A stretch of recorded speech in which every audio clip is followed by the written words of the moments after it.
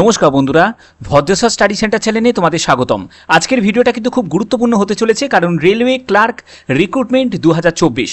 তোমরা অনেকেই অফিসিয়াল টাইপের কাজ করতে চাও, সেটা যদি রেলের মতো জায়গায় যদি অফিসিয়াল টাইপের কাজ করতে হয়, অর্থাৎ 10টা থেকে 6টার ডিউটি যদি করতে হয়, সেটা কিন্তু খুবই ভালো হয়। অর্থাৎ সেই রকমই কিছু সিলেক্টিভ পোস্ট আছে, যেই পোস্টের জন্য রিক্রুটমেন্টের যাবতীয় ডিটেলস তোমরা এই ভিডিওর মাধ্যমে তোমরা পেতে চলেছো। ভিডিওটা কিন্তু একদম কম্প্যাক্ট একটা হতে চলেছে, কারণ এই ভিডিওর মাধ্যমে তোমরা এক্সাম, তোমাদের অ্যাপ্লাই ডেট থেকে শুরু করে তোমাদের এক্সাম প্যাটার্ন থেকে শুরু করে মেডিকেল স্ট্যান্ডার্ড থেকে শুরু করে তোমাদের কিভাবে তোমাদের সিলেকশন প্রসেস থেকে শুরু করে যাবতীয় তথ্য, অর্থাৎ A to Z সম্পূর্ণ তথ্য তোমরা এই ভিডিওর মাধ্যমে পেতে চলেছো। ভিডিওটা কিন্তু খুব গুরুত্বপূর্ণ ভিডিও, কারণ ভদ্রেশ্বর স্টাডি সেন্টার সবসময় প্রয়াস থাকে তোমাদের জন্য অথেন্টিক কমপ্লিট ইনফরমেশন প্রোভাইড করা। তো বন্ধুরা, আমি স্লাইডটা ওপেন করে নিয়েছি। এখানে তোমরা দেখতে পাচ্ছ যে রেলওয়ে ক্লার্ক রিক্রুটমেন্ট 2024। এখানে তোমাদের যে যে পোস্টগুলো পড়ছে ক্লার্কের আন্ডারে, সেটা হচ্ছে তোমাদের junior clerk, senior clerk, accounts clerk, আর হচ্ছে JAA। JAA মানে হচ্ছে জুনিয়র অ্যাকাউন্ট অ্যাসিস্ট্যান্ট, ঠিক আছে। এখানে তোমাদের আবেদন করতে গেলে যে যোগ্যতা প্রয়োজন সেটি হচ্ছে উচ্চ মাধ্যমিক পাস যোগ্যতা অথবা তোমাদের গ্র্যাজুয়েশন যোগ্যতা। তোমার যদি গ্র্যাজুয়েশন যোগ্যতা থাকে তাহলে তুমি সবকটি পোস্টের জন্য আবেদন করতে পারবে। তোমার যদি উচ্চ মাধ্যমিক পাস যোগ্যতা থাকে তাহলে তুমি জুনিয়র ক্লার্ক আর অ্যাকাউন্টস ক্লার্কের জন্য আবেদন করতে পারবে, এই দুটি পোস্টের জন্য আবেদন করতে পারবে। এই ব্যাপারে তোমাদের আরও বিস্তারিতভাবে বোঝাবো, কারণ এই ভিডিওর মাধ্যমে তোমরা কম্প্যাক্ট ইনফরমেশন পেতে চলেছো। তো দেখো এখানে তোমাদের ভ্যাকেন্সি কত থাকবে। এখানে ভ্যাকেন্সি কিন্তু 2500 মতো তোমাদের এক্সপেক্টেড ভ্যাকেন্সি থাকবে। তোমরা জানো যেহেতু এনটিপিসির মধ্যে এই পোস্টগুলো পড়ে, তো সেক্ষেত্রে যারা যারা এনটিপিসির আগের ভিডিও আমার দেখোনি তারা একবার দেখে নিতে পারো। তোমাদের এই কনফিউশনটা কিন্তু দূর হয়ে যাবে যে আগের 2019-এ তোমরা জানো 2019-এ প্রায় 35,000 মতো কিন্তু শূন্য পদে বিজ্ঞপ্তি বেরিয়েছিল, কিন্তু এবারে কিন্তু সেটা হবে না। এবারে তোমাদের টোটাল মিলিয়ে প্রায় 15,000 মতো কিন্তু শূন্যপদের বিজ্ঞপ্তি কিন্তু প্রকাশিত হবে। এর কারণ হচ্ছে যেহেতু অ্যানুয়াল ক্যালেন্ডার প্রকাশিত করা হয়েছে, প্রতি বছর যেহেতু রিক্রুটমেন্টের কথা যেটা রেল থেকে বলা হচ্ছে, রেল বোর্ড থেকে যেটা বলা হচ্ছে, সেই অনুযায়ী যদি হয় তাহলে কিন্তু ভ্যাকেন্সি তোমাদের কিন্তু কমই বেরোবে। এই ব্যাপারটা কিন্তু তোমরা ভালো করে বুঝে নাও, ওকে। যারা যারা আবেদন করবে অবশ্যই তোমাদের এজের ব্যাপারটা কিন্তু মাথায় রাখতে হবে, যেটা 18 থেকে 30 বছরের মধ্যে তোমার বয়স হতে হবে। যারা উচ্চ মাধ্যমিক পাস ক্যান্ডিডেট তাদের ক্ষেত্রে 18 থেকে 30 বছর। তবে এখানে কিন্তু তোমাদের ওয়ান টাইম কিন্তু রিল্যাক্সেশন দেওয়া হয়েছে, যেখানে 3 বছর কিন্তু এজ রিল্যাক্সেশন দেওয়া হয়েছে। অর্থাৎ এই বয়সটা তোমাদের হয়ে যাবে 18 থেকে 33 বছর হয়ে যাবে, ঠিক আছে। আর গ্র্যাজুয়েশন পোস্ট মানে এই যে গ্র্যাজুয়েশন পোস্টের ক্ষেত্রে গ্র্যাজুয়েশনের যে এখানে এজ লিমিট যেটি দেওয়া আছে 18 থেকে 33 বছর, এটা 18 থেকে 36 বছর হয়ে যাবে। এগুলো কিন্তু আমি জাস্ট EWS ক্যান্ডিডেট তাদের ক্ষেত্রে বলছি। তুমি যদি SC/ST থেকে হয়ে থাকো তাহলে তুমি এর ওপর আরও 5 বছর, এবং ওবিসিরা কিন্তু 3 বছর কিন্তু রিল্যাক্সেশন পেয়ে যাবে। কিন্তু মাথায় রাখবে 2024-এর পর থেকে কিন্তু তোমাদের এই এজটাই কিন্তু থাকবে। আমি ইউআরদের উদ্দেশ্যে বলছি, 18 থেকে 30 বছর আর 18 থেকে 33 বছর। 2025-এ যখন আবার নতুন বিজ্ঞপ্তি বেরোবে তখন কিন্তু 18 থেকে 30 বছর, এবং গ্র্যাজুয়েশনের ক্ষেত্রে 18 থেকে 33 বছরই কিন্তু এজ থাকবে। বোঝা গেল? আচ্ছা, এর পরবর্তী হচ্ছে তোমাদের বেতনের হচ্ছে 19,900 টাকা থেকে 35,400 টাকা মতো তোমাদের বেতন থাকবে। এবং দেখো তোমাদের আবেদন করতে গেলে অবশ্যই তোমাদের 500 টাকা আবেদন মূল্য জমা করতে হবে। এটি ইউআর এবং ওবিসি যারা ক্যান্ডিডেট তাদের দিতে হবে, অবশ্যই যারা মেল ক্যান্ডিডেট তারা দেবে। যারা 250 টাকা আবেদন মূল্য দেবে, SC/ST, PWBD এবং হচ্ছে ওম্যান ক্যান্ডিডেট তারা 250 টাকা আবেদন মূল্য দেবে। এবং একটা কথা মাথায় রাখবে, এই 250 টাকা বা যারা ইউআর এবং ওবিসি মেল ক্যান্ডিডেট তারা 400 টাকা কিন্তু রিফান্ড পেয়ে যাবে পরীক্ষার 2 মাস পরে, এবং 250 টাকাটাই কিন্তু রিফান্ড পেয়ে যাবে যারা SC/ST, PWBD এবং ওম্যান ক্যান্ডিডেট পরীক্ষার 2 মাস পরে 250 টাকাটাই কিন্তু রিফান্ড পেয়ে যাবে, ওকে। আচ্ছা, আবেদন করার সময় তোমাদের অবশ্যই কিন্তু indianrailways.government.in এর অফিসিয়াল ওয়েবসাইটে কিন্তু ভিজিট করে আবেদন করতে হবে। পরবর্তী হচ্ছে তোমাদের কোয়ালিফিকেশান কি প্রয়োজন। দেখো কোয়ালিফিকেশানের জায়গাটা ভালো করে বোঝো। আগে প্রথমে আমি উচ্চ মাধ্যমিক পাস যোগ্যতারগুলো বলে দিচ্ছি। দেখো এখানে তোমরা যারা যারা অ্যাকাউন্টস ক্লার্ক কাম টাইপিস্টের জন্য আবেদন করতে চাইবে তাদের ক্ষেত্রে উচ্চ মাধ্যমিক পাস যোগ্যতা এবং 50% কিন্তু নাম্বার থাকতে হবে। এই জায়গাটা কিন্তু ভালো করে বুঝে নাও। 50% নাম্বারের যদি কম থাকে তাহলে কিন্তু আবেদন করতে পারবে না। আমি এটি ইউআর, ইডাব্লিউএস আর ওবিসি ক্যান্ডিডেটদের ক্ষেত্রে বলছি। ওকে, তুমি যদি এসসি এসটি হও, তুমি যদি পিডাব্লিউবিডি মানে ফিজিক্যাল হ্যান্ডিক্যাপ্ট হও বা এক্স সার্ভিসম্যান হও, তাহলে কিন্তু তোমার 50%-এর নাম্বারের কিন্তু কোনো প্রয়োজন কিন্তু নেই। 50%-এর কম নাম্বার হলেও কিন্তু আবেদন করতে পারবে। এখানে পরবর্তী বলা হচ্ছে হায়ার কোয়ালিফিকেশান যদি থাকে তারাও আবেদন করতে পারবে, অসুবিধা নেই। ইংলিশ এবং হিন্দিতে অথবা হিন্দিতে তোমাদের কিন্তু টাইপিং স্কিল টেস্ট কিন্তু হবে। এর পরবর্তী হচ্ছে তোমাদের জুনিয়র ক্লার্ক কাম টাইপিস্ট। এখানেও কিন্তু সেম তোমাদের যে কোয়ালিফিকেশান যেটা আগে বললাম সেটাই কিন্তু থাকবে। ঠিক আছে, আচ্ছা পরবর্তী পোস্টগুলোতে চলে যাচ্ছি। এই পোস্টগুলো কিন্তু সবই কিন্তু তোমাদের গ্র্যাজুয়েশন যোগ্যতার পোস্ট। হ্যাঁ, গ্র্যাজুয়েশন যোগ্যতা, যেখানে তোমরা যে কোনো শাখায় গ্র্যাজুয়েট হলেই কিন্তু আবেদন করতে পারবে। এখানে দেখো junior accounts assistant cum typist, এখানে দেখো ডিগ্রি মানে যে কোনো শাখায় তোমার যদি গ্র্যাজুয়েশন করা থাকে আবেদন করতে পারবে। আমি একটা ব্যাপার তোমাদের ক্লিয়ার করে দিই, তোমাদের একটা মনের মধ্যে একটা কনফিউশন থাকতে পারে যে স্যার আমি মাধ্যমিক পাশ করেছি, সঙ্গে আমার 3 ইয়ার্সের আমার পলিটেকনিক ডিপ্লোমা করা ছিল, তাহলে কি আমি আবেদন করতে পারি? তুমি পারবে, সেটা কিন্তু উচ্চ মাধ্যমিক পাস যোগ্যতার যেটা আগে দেখালাম সেই পোস্টগুলোতে আবেদন করতে পারবে। ওকে, এবার তোমার যদি বিটেক যোগ্যতা থাকে, ঠিক আছে, বিটেক যোগ্যতা থাকে তাহলে তুমি গ্র্যাজুয়েশন যোগ্যতার যে পোস্টগুলো এই পোস্টগুলোতে তোমরা আবেদন করতে পারবে। ব্যাপারটা ক্লিয়ার? অর্থাৎ ইঞ্জিনিয়ারিং ব্যাকগ্রাউন্ড থেকে যারা আছো তাদের ব্যাপারটা আমি ক্লিয়ার করে দিলাম। ওকে, এবং পরবর্তী যেটি বলা হচ্ছে ইংলিশে অথবা হিন্দিতে কিন্তু তোমাদের কম্পিউটার টাইপিং স্কিল কিন্তু থাকতে হবে। এবার দেখো সিনিয়র ক্লার্ক কাম টাইপিস্টের ক্ষেত্রেও কিন্তু গ্র্যাজুয়েশন যোগ্যতা সেম একদম কোয়ালিফিকেশান কিন্তু প্রয়োজন। ওকে, তো পরবর্তী চলে এসেছি। পরবর্তী হচ্ছে তোমাদের এখানে তোমাদের কি টাইপের কাজ করতে হবে। দেখো এটা কিন্তু খুব গুরুত্বপূর্ণ, এটা জানা দরকার যে পোস্টে তুমি আবেদন করবে সেই পোস্টের কাজ কি।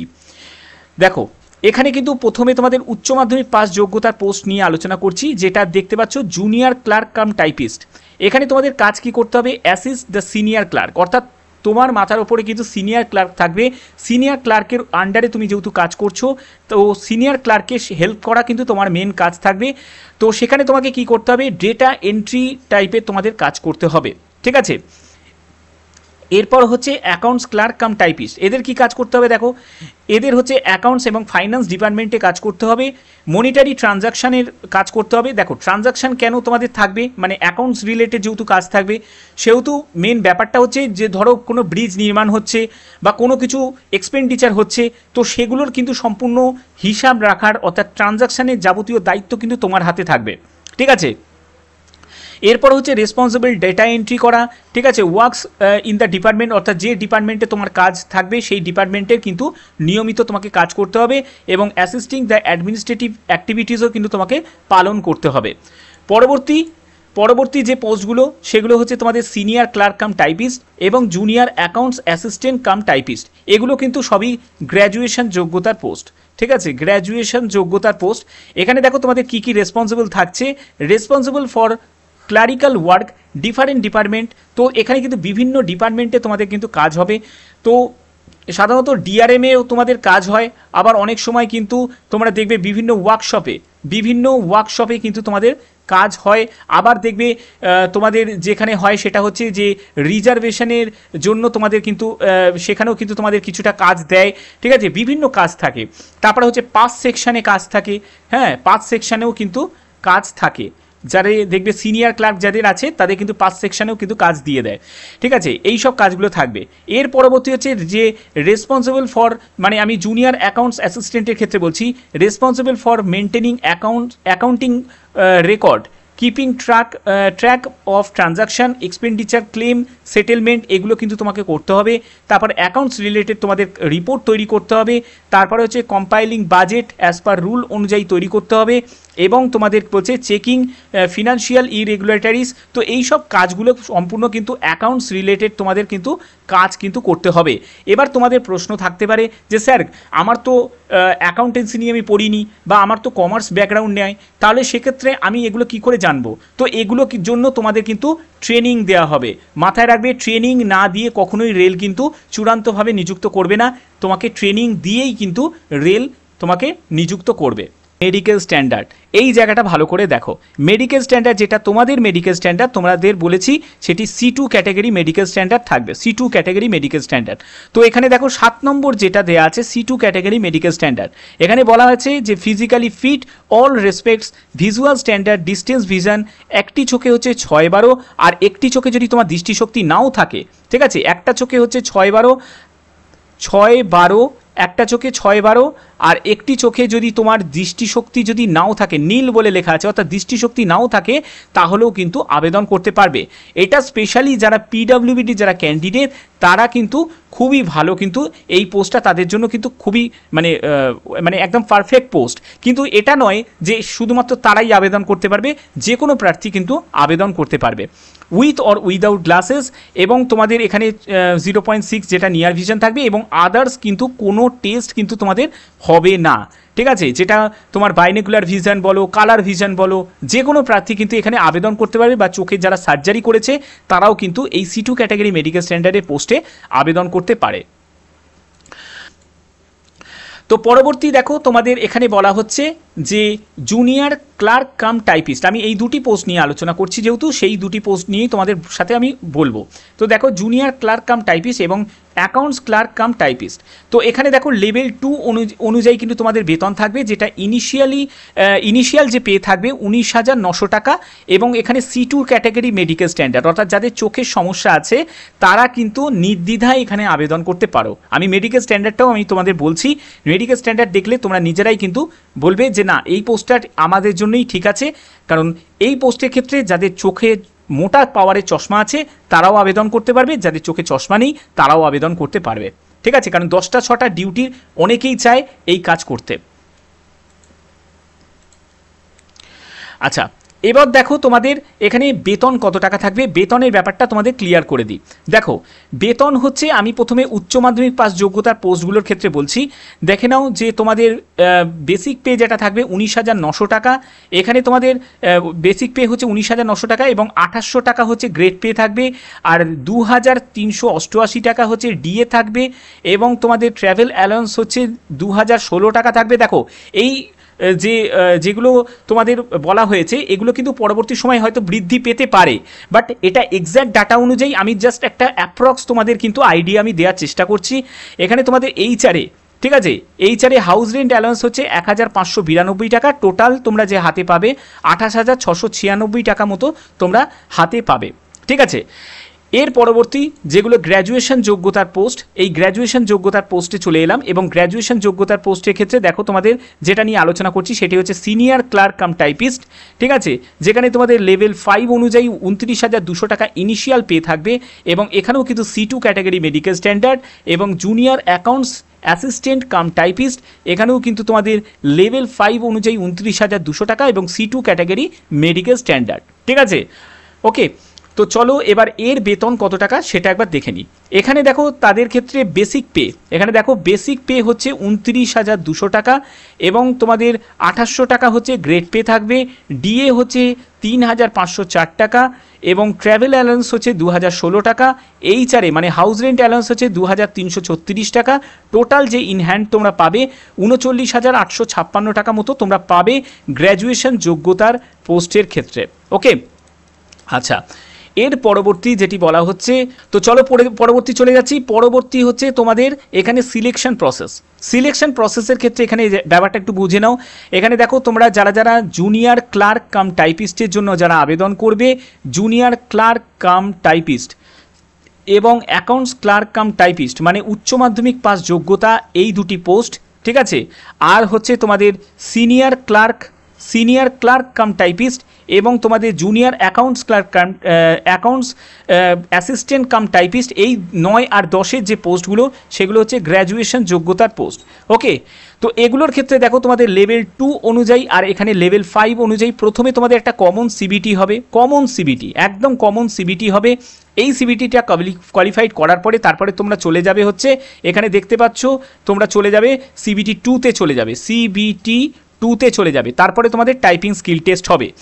ঠিক আছে, একদম সেম কিন্তু লেভেল 5 যে পোস্ট, যেটা গ্র্যাজুয়েশন যোগ্যতার পোস্ট, তাদের ক্ষেত্রেও কিন্তু সেম জিনিস থাকবে, টাইপিং টেস্ট কিন্তু তোমাদের থাকবে। ঠিক আছে, সিবিটি 1, সিবিটি 2, তারপর টাইপিং টেস্ট।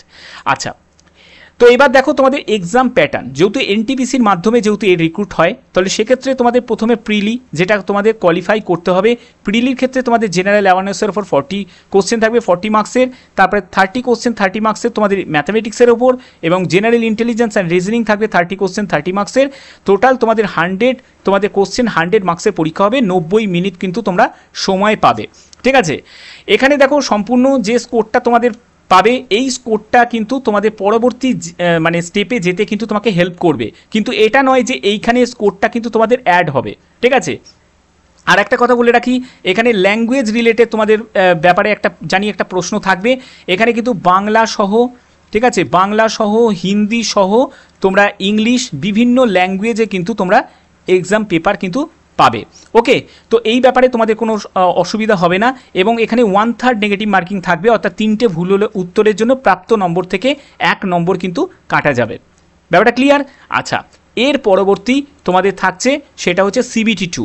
এইটাই কিন্তু তোমাদের মেন, কিন্তু কারণ এর ভিত্তিতেই কিন্তু তোমাদের ফাইনাল মেরিট কিন্তু তৈরি হবে, ফাইনাল মেরিট কিন্তু তোমাদের তৈরি হবে এই সিবিটি 2 এর ভিত্তিতে। এখানে দেখো জেনারেল অ্যাওয়ারনেস 50 কোশ্চেন 50 মার্কসের, ম্যাথামেটিক্স থাকবে 35 কোশ্চেন 35 মার্কসের, জেনারেল ইন্টেলিজেন্স অ্যান্ড রিজনিং থাকবে 35 কোশ্চেন 35 মার্কসের। এখানে কিন্তু 120টা কোশ্চেন 120 মার্কসের তোমাদের পরীক্ষা হচ্ছে। এখানে মাথায় রাখবে, এখানে সময় কিন্তু আগের সময়টাই থাকবে, অর্থাৎ 90 মিনিট সময় থাকবে, শুধু কোশ্চেন নাম্বার অফ কোশ্চেনটা বেড়ে গেল। ওকে, এটাই হচ্ছে মেন গেম চেঞ্জার বলো বা ফাইনাল মেরিট বলো, এই সিবিটি 2 এর ভিত্তিতেই কিন্তু সম্পূর্ণ তোমাদের ভাগ্য নির্ধারণ করছে। ভালো করে পারফর্ম করতে গেলে অবশ্যই কিন্তু এখন থেকে নিজেকে প্রিপেয়ার করতে হবে। যারা প্রিপারেশন টাইপের ভিডিও চাও তারা অবশ্যই কিন্তু আমাকে কমেন্টে লিখবে, তাহলে তোমাদের কোন কোন সাবজেক্ট থেকে তোমরা পড়লে এবং সেখান থেকে কমেন্ট মানে তোমাদের কমন আসার চান্স থাকবে সেই রিলেটেড, অর্থাৎ বুক সাজেশন থেকে শুরু করে যাবতীয় তোমরা কীভাবে প্রিপারেশন নেবে সেই রিলেটেড ভিডিও আমি আনবো। তো অবশ্যই তোমরা কিন্তু কমেন্টে লিখবে, তাহলেই আমি আনবো। পরবর্তী যেটি বলা হচ্ছে সেটি হচ্ছে টাইপিং টেস্ট। দেখো তোমাদের টাইপিং স্কিল টেস্ট কিন্তু থাকবে। তো এখানে টাইপিং স্কিল টেস্টের ক্ষেত্রে তোমাদের বলা হচ্ছে যে কোয়ালিফাইং ইন নেচার, অর্থাৎ এর নাম্বার কিন্তু যুক্ত হবে না, এবং 8 Times the number of vacancies, অর্থাৎ যা ভ্যাকেন্সি বেরোবে তার কিন্তু 8 গুণ প্রার্থীকে কিন্তু টাইপিংয়ের জন্য ডাকা হবে। ঠিক আছে, এটা মাথায় রাখবে। এবং দেখো তোমাদের বলা হচ্ছে candidate should be able to 30 word per minute, অর্থাৎ 30টি শব্দ কিন্তু প্রতি মিনিটে তোমাদের ইংলিশে টাইপ করার দক্ষতা থাকতে হবে, অথবা তোমরা হিন্দিতেও কিন্তু টাইপ করতে পারো। হিন্দিতে কিন্তু 25টা শব্দ প্রতি মিনিটে টাইপ করার দক্ষতা থাকতে হবে। আগে কোনো টাইপিংয়ের কোনো দরকার নেই, এখন থেকে যদি একটু একটু করে যদি টাইপিং প্র্যাকটিস করতে পারো, এই 25টা বা 30টা টাইপিং করার দক্ষতা কিন্তু খুব একটা বেশি চাপের ব্যাপার কিন্তু নয়। ঠিক আছে, এখানে অথবা আছে, নয় তুমি হিন্দিতে টাইপ করতে পারো, আর না হলে তুমি ইংলিশে টাইপ করতে পারো, সহজ হবে ইংলিশে টাইপ করা। আচ্ছা, পরবর্তী যেটি বলা হচ্ছে তোমাদের যে কবে তোমরা মানে নোটিফিকেশান দেখতে পাবে। তো নোটিফিকেশান তোমরা যেটা দেখতে পাবে সেটা জুলাই থেকে সেপ্টেম্বরের মধ্যে, এখানে যেটা অ্যানুয়াল ক্যালেন্ডার হিসাবে তোমাদের যে যে ডেটাগুলোকে আমি তোমাদের দেখালাম স্লাইডের মতো করে, সেগুলো কিন্তু সম্পূর্ণ অফিসিয়ালভাবে। ঠিক আছে, এখানে তোমাদের জুলাই থেকে সেপ্টেম্বরের মধ্যে কিন্তু তোমরা এনটিপিসির কিন্তু ভ্যাকেন্সি তোমরা দেখতে পাবে। এখানে বলছে ইনটেনটিভ তোমরা একটা কিন্তু নোটিশ তোমরা দেখতে পাবে, তার জন্য তোমাদের অবশ্যই এন্ড অফ জুলাই পর্যন্ত অপেক্ষা কিন্তু করতে হবে। এন্ড অফ জুলাইয়ে কিন্তু একটা শর্ট নোটিশ দেখতে পাবে, শর্ট নোটিশ দেখার পরে তারপরে তোমরা ফুল নোটিফিকেশান তোমরা পাবে, অর্থাৎ তোমাদের কিন্তু আবেদন শুরু হয়ে যাবে ওই আগস্ট থেকে, তোমাদের মোটামুটি আবেদন কিন্তু তোমাদের শুরু হয়ে যাবে। ঠিক আছে, তো এই ব্যাপারে তোমরা কনফার্ম থাকো যে নতুন একটা ভ্যাকেন্সি আসতে চলেছে এবং সম্পূর্ণ পার্মানেন্ট পোস্টের ভ্যাকেন্সি আসতে চলেছে, যার জন্য শুধু দেরি একটাই, সেটা প্রিপারেশন যদি করতে থাকো অবশ্যই এই চাকরিটা, অর্থাৎ এই অফিসিয়াল ওয়ার্কের একটা চাকরি কিন্তু তোমার হতে পারে। অবশ্যই এর জন্য প্রিপারেশন করতে থাকো। তো যদি ভিডিওটা ভালো লাগে অবশ্যই ভিডিওটাতে কিন্তু একটি লাইক করবে এবং বেশি বেশি করে শেয়ার করবে এবং সাবস্ক্রাইব করে অবশ্যই কিন্তু বেল আইকন অল করে রাখবে, কারণ ভদ্রেশ্বর স্টাডি সেন্টার এরকমই তোমাদের জন্য অথেন্টিক ইনফরমেশন প্রোভাইড করে থাকে, যাতে তোমরা সামনের লক্ষ্যে যাতে তোমরা পৌঁছতে পারো এবং তোমরা একটা সুন্দর স্বপ্নের সাথে সাথে সেটাকে বাস্তবায়িত করতে পারো। তো এখনের মতো এটুকুই, টাটা।